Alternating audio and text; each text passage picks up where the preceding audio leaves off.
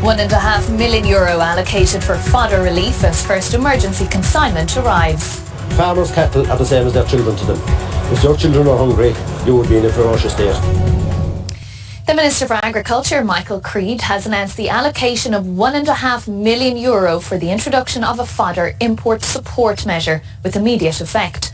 The decision follows pressure from farmers and co-ops who've already started importing animal feed from abroad in response to the nationwide shortage that has developed here due to poor weather. The calm seas, the blue skies and the elegant Irish ferry ship pulling into Rosslare Harbour at 6:30 this morning gave little hint of the very important cargo carried inside.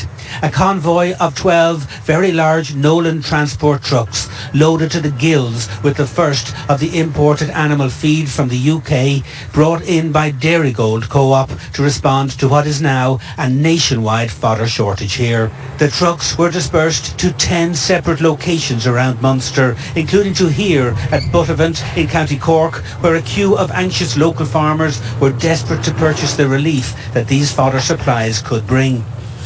On average, probably have only 5 or 6 days feed left, and there are farmers without. So, you know, we're giving feed to the people who most need it at this time, and we'll evaluate how, if more feed is required. And we have 2 of our team in the UK this morning looking at more feed to be on standby if required. And it was an unpaid local farmer who pitched in for over an hour to unload the trailer with his own farm lifter to help his fellow farmers get the feed. Look, they've come through a very difficult winter, very long winter. There was a lot of work, and as we know, there was a labour shortage at farm level. That has created problems for farmers. They're worn out, they're tired.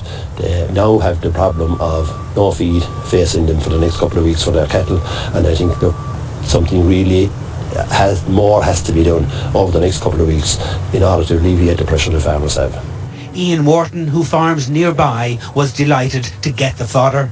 We're getting very nervous because the ground conditions are very wet, and there is very little or no growth there at the moment. We ran out there now in the last few days, and we just have a few days left now, so for Dairygold to do what they did to bring in fodder will help us enormously.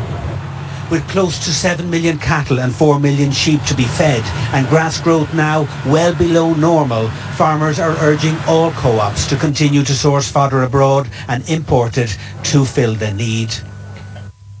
Well, let's get the latest on this situation. George Lee is standing by for us in County Cork. George, new support measures just outlined this evening. Is this going to be enough for farmers?